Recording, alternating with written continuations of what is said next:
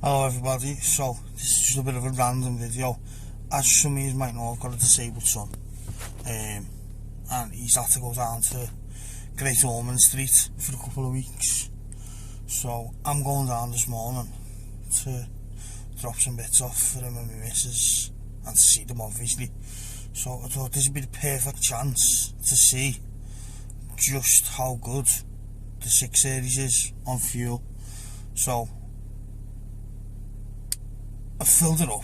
It cost me about 90 quid. And I'll show you the gauge in a minute. We've got a full tank. But what I want to see is, right, can I get to London and in a car and it cost me less than it does on the train? Now, for most people, the answer to that would be yeah, because a day return to London, something like 75 quid. But with me, with all me PTSD and me anxiety, I cannot do sitting on crowded trains, so I would have had to book a first class train. I think it was 274 quid for a first class return to London. So we're going to see if I can get to London in the car cheaper than on the train. So it's about 170 something quid. I'll put the screenshot of the page up later. About 274 or something for a return, a day return to London first class. But then I've got to pay for a taxi from Euston to Great Ormond Street, and later on I'd have to pay for a taxi from Great Ormond Street to Euston, which is going to be about 10 quid each way. So that's turning up to what, 70, that's near enough 300 quid already.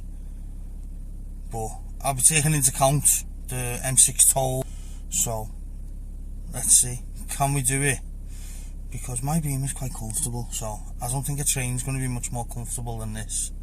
I think the train gets there about an hour, maybe 40 minutes before I'm going to get there by car. But that's just to Euston, not to right outside Ormond Street obviously. Yeah, so I'll spin you out now. You can have a look, see what I've got in the tank, and then I'll make a move and I'll see you when I get to London. So there we go, full tank of fuel. Well, probably just under now. I think we've done about 20 miles in it yesterday. So we've got 501 miles.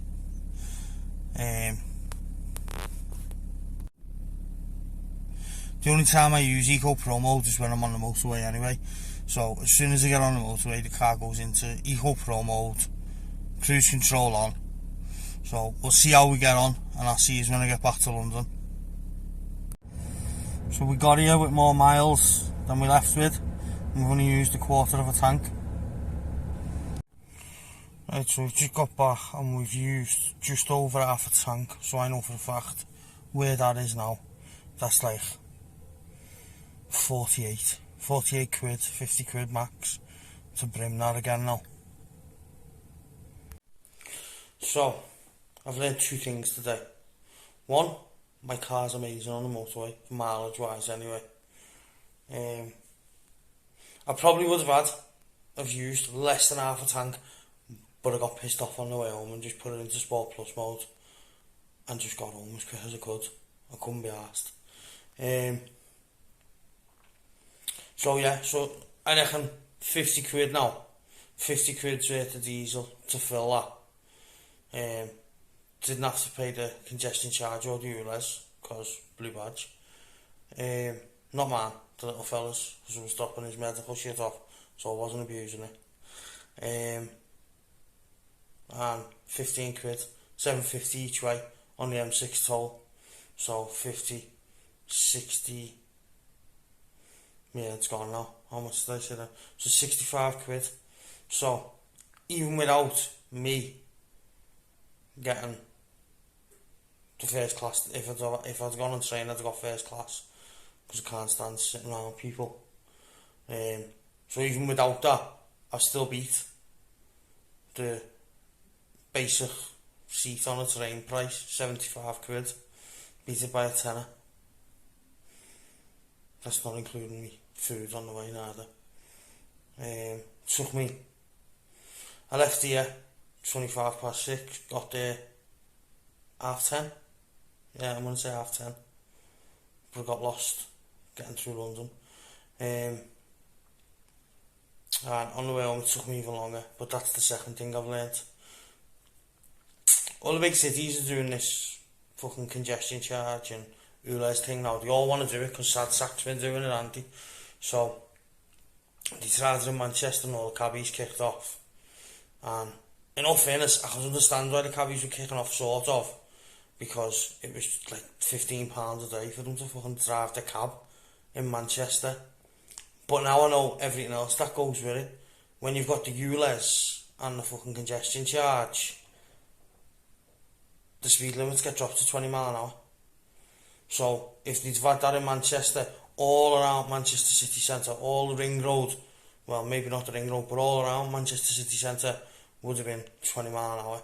And they want to fucking do it here. Our fucking Labour MPs here want to fucking do it.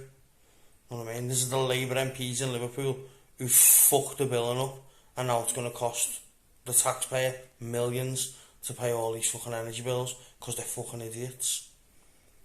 But anyway, that's by the by. But yeah, so if your city starts putting plans together to get the ULEZ and the congestion charges put into your city centre, you know what I mean? If there's ever a local vote on it, or you just get petitions going because you do not fucking want them. London, last time I drove in London was like 20 years ago. You know what I mean? And it was bad then, but it wasn't as bad as it is now. It's fucking 20 mile an hour all around central London. So the only people who can speed and do speed and they run fucking people over are the cyclists. I'm doing 20 mile an hour coming out of central London, doing 20 mile an hour. Cyclist flying past like 30-35 mile an hour. So if there's ever a reason, a justifiable reason for all bicycles that use the road to be registered and to have some form of registration plate and some form of fucking liability insurance or just insurance, London's the key. I've seen, within a space of 5 minutes, I've seen cyclists clipping like 6 wing mirrors. Absolutely, it's an absolute joke. It is, I swear to God. Actually, it pissed me off driving through London today because it never used to be like that. It used to be able to just plod around 30-40 mile an hour everywhere. Now, fucking 20 mile an hour. If you get a speeding ticket in London, you are a fucking moron. That's all I'm going to say. And that's why all the drug dealers are running around on fucking scooters pretending they're fucking delivery drivers, because you'd never get away from plod in London. Never. Not in a million years in a car. So that's why they're all on bikes and scooters and shit. So yeah, you can drive to London, and don't forget, mine's a big 3 litre diesel, so it's not the most efficient car in the world, do you know what I mean? But you can do it cheaper than getting on a train and sitting next to fucking smelly Pete the drunk going to see his auntie or something, which is always what happens to me. Every time I've got on a train or a bus, I end up with the meth, the fucking smelly pissy drunk sitting next to me. So that's another one of the reasons I won't get public transport. The other one is I just can't be in crowded spaces. It just fucking fries me head, and I'd end up losing it and just jumping off the train or fucking bus, whatever. So that was just my little test today. I just wanted to see how good the car was, and it's fairly good. When I got there, I'd used just over a quarter of a tank, and I had more miles than I'd left with. I left with ours, what was it, this morning, 502 or 505 miles.